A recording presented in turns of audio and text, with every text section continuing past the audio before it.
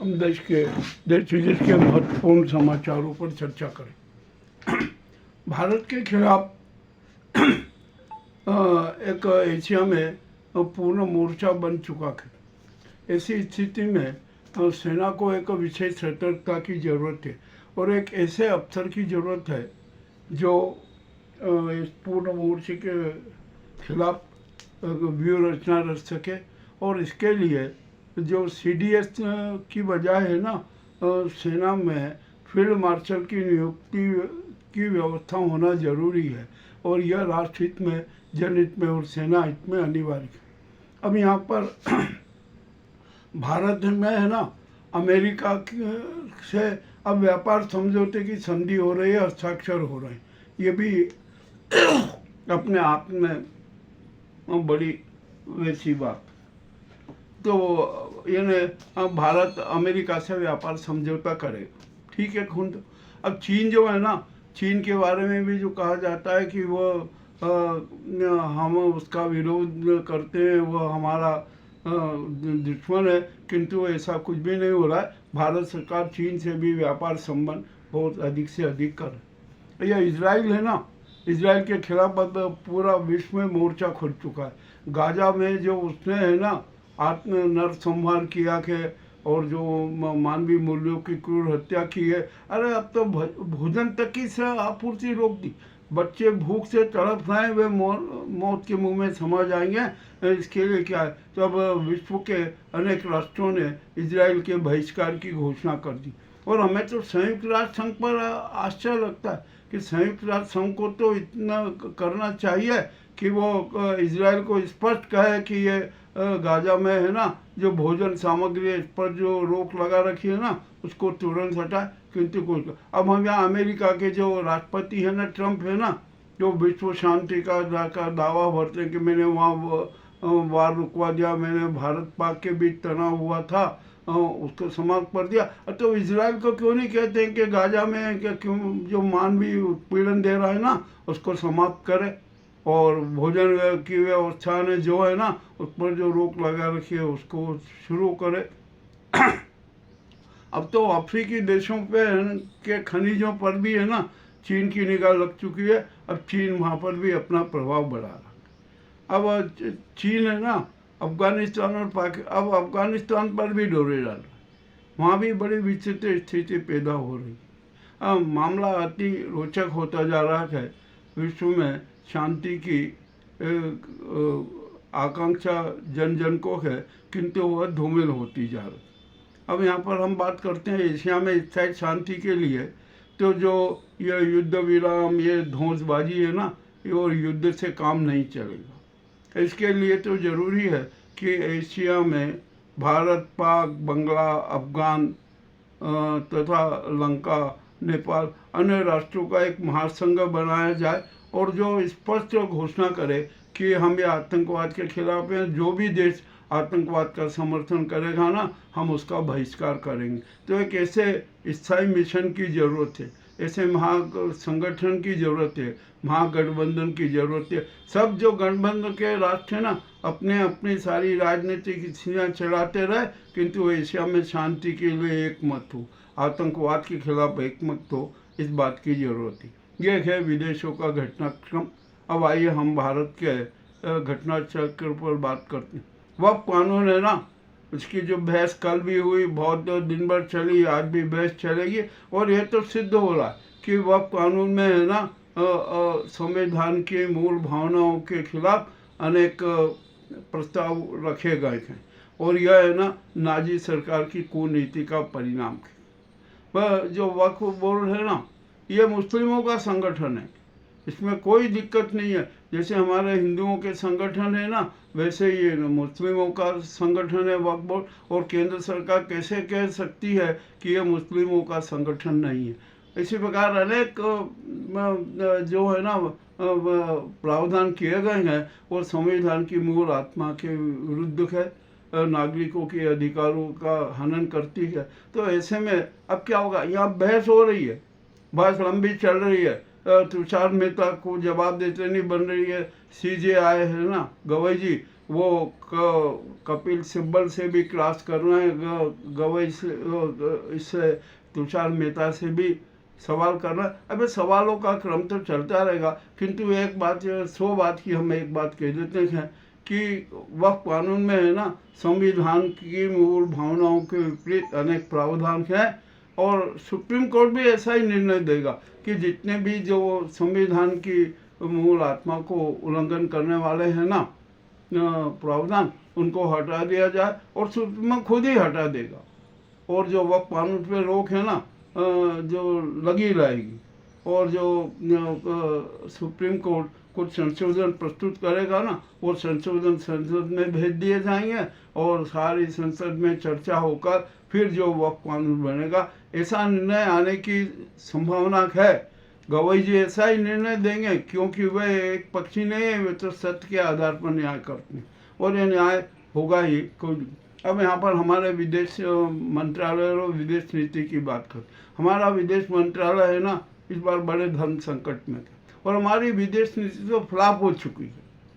हमें जब ऑपरेशन सिंदूर चला ना, तो भारत के पक्ष में 2-3 राष्ट्र ही खड़े हुए, पाकिस्तान के पक्ष में 24 राष्ट्र खड़े थे।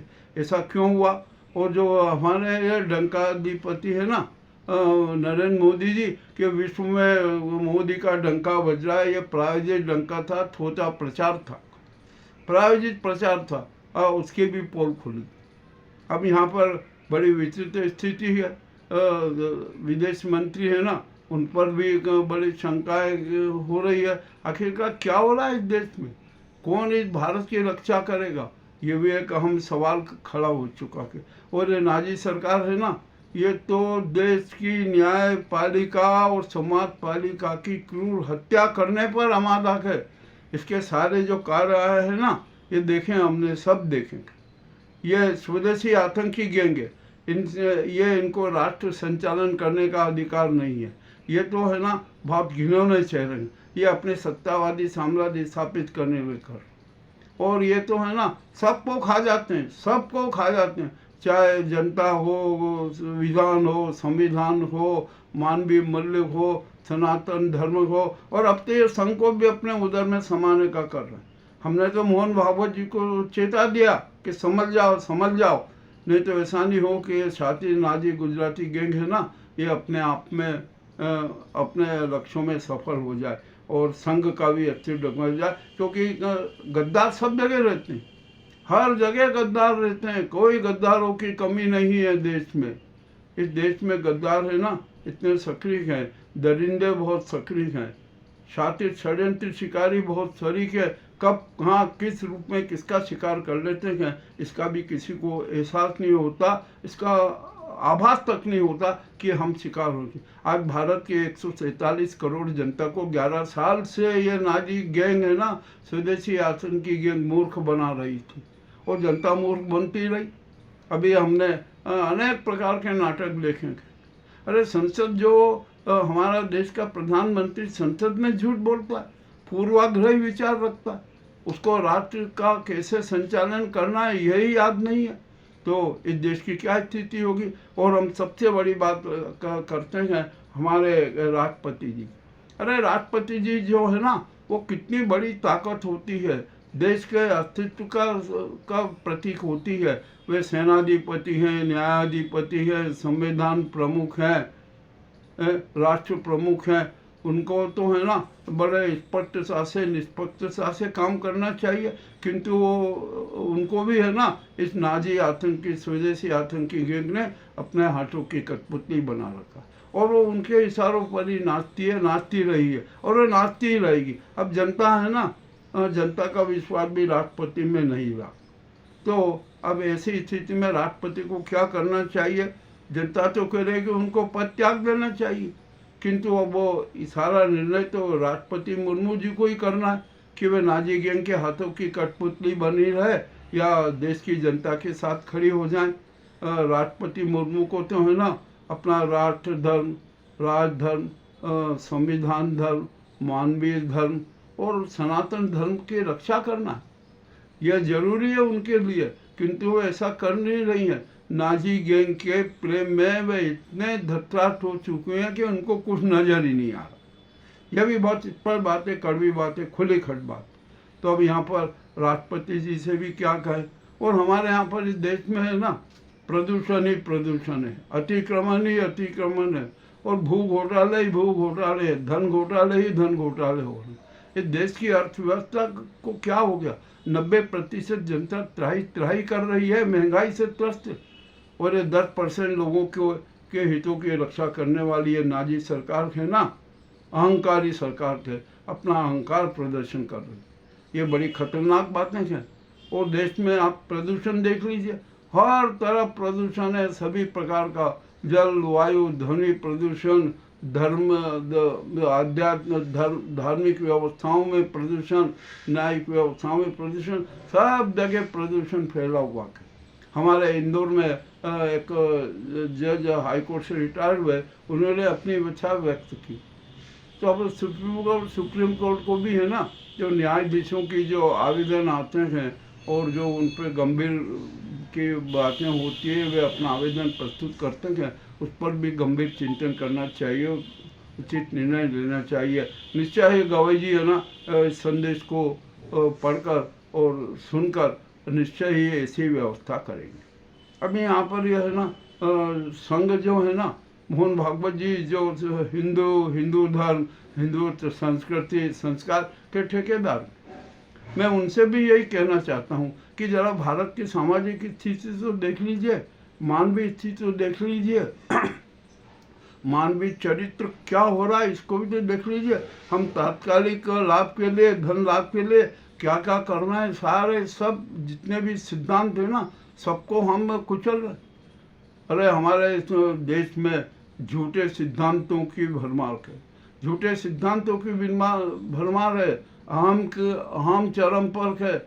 हमारा जो चरित्र है ना, वो प्रदूषित हो चुका है। हम राष्ट्रवादी, समाजवादी, मानवतावादी और सनातन धर्मी न होकर कुधर्मी हो रहे हैं, हम अत्याचारी हो रहे हैं, हम भी अपने आप में आतंकी बन रहे हैं। अरे ये देश की स्थिति क्या है, जरा इस पर गंभीर चिंतन कीजिए। और आपने जो हिंदू मुस्लिम की भावनाएं जो पनपाई है ना, वो उसकी जड़ें अब गहरी हो चुकी हैं, उनको भी खत्म करना बहुत गहरी खीर है, और अभी भी खत्म हो सकती है यदि हम है ना अपना मानवीय रुख और सनातन धर्मी रुख अपना लें, अपना चरित्र बना लें। मैं बहुत कड़वी बातें कह रहा हूँ। ये हमारे यहाँ पर देश में है ना, हर परिवार टूट रहे, समाज टूट रहे, परिवार टूट रहे, इंसान जो आदमी है ना, वो आदमी नहीं रहा, एक बदतर जानवर होता जा रहा है। कितने हादसे होते हैं, कितने क्या होते हैं, हम सब जानते हैं, हमारे सामने सब आते हैं, परंतु कोई कुछ निर्णय नहीं होता, सिर्फ समाचारों तक सीमित हो जाती हैं समस्याएं और उनका प्रचार किया जाता है, बस यही स्थिति चल रही। तो देश की हालत बहुत नाजुक होती जा रही है, और यदि यह स्थिति रही ना, तो देश का इतना बड़ा महापतन होगा कि जिसको संभालना मुश्किल हो जाएगा। यह गंभीर चिंता की बात है। मैं कोई आलोचना नहीं कर रहा हूँ, मैं तो ये भविष्य के प्रति जो गंभीरता की बात कर रहा हूँ कि हमें बहुत गंभीरता से सोचना होगा, और इस देश के 147 करोड़ जनता को भी अब काम करना पड़ेगा। ये जो 147 करोड़ जनता है ना, जो क्षणिक लाभ के लिए हर तरह से अपना जो चरित्र बता देती है, स्वार्थी चरित्र बता देती है, ये चरित्र खत्म करना पड़ेगा। हमें कट्टर राष्ट्रवादी बनना पड़ेगा, कट्टर सनातन धर्मी बनना पड़ेगा। हमें कट्टर धार्मिक बनने की जरूरत नहीं है, हमें तो कट्टर आध्यात्मिक बनने की जरूरत है, हमें तो कट्टर सनातन धर्मी बनने की जरूरत है। हम तो विश्व की कल्पना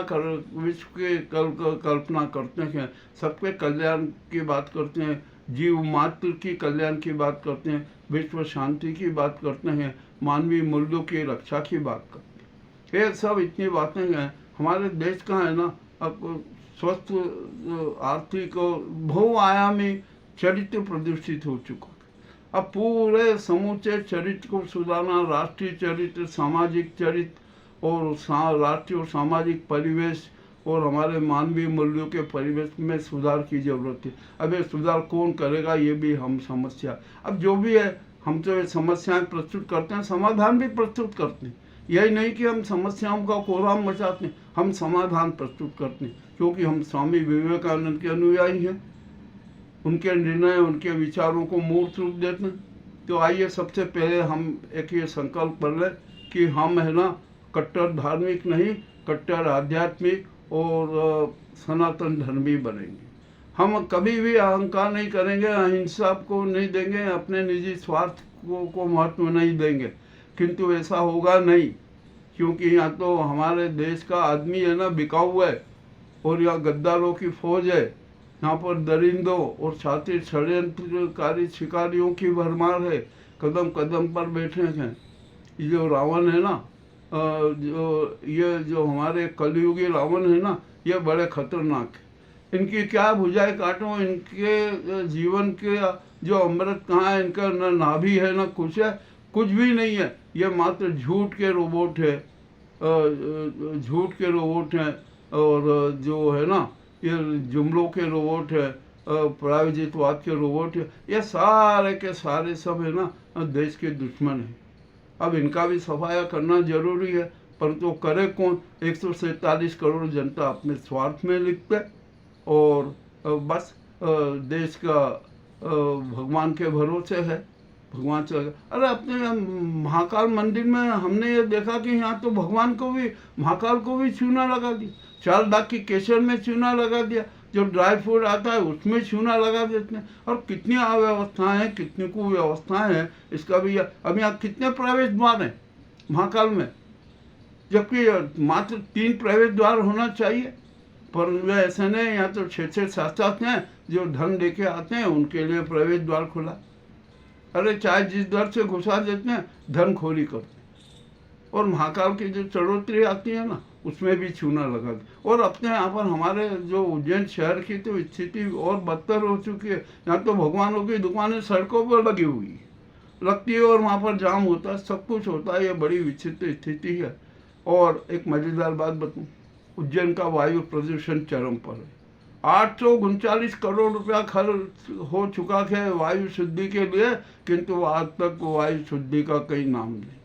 आखिरकार 839 करोड़ रुपया कहाँ गया, कैसे गया, ये भी सब मामला हो गया। मैं अभी कोई आलोचना नहीं कर रहा हूँ, मैं तो अभी आप सिर्फ है ना जो सच है वही सबके सामने प्रस्तुत कर रहा हूँ। मुझे विश्वास है कि हमारे द्वारा प्रस्तुत सत्य आप सबको कड़वा जरूर लगेगा, किंतु आत्मा में है ना घर तो करेगा, आत्मा पे आपके सोच और चिंतन पर प्रहार तो जरूर करेगा। आइए हम राष्ट्रवादी, मानवतावादी और सनातन धर्मी इंसान हो जाएं, यही हमारा लक्ष्य होना चाहिए। बहुत बहुत धन्यवाद।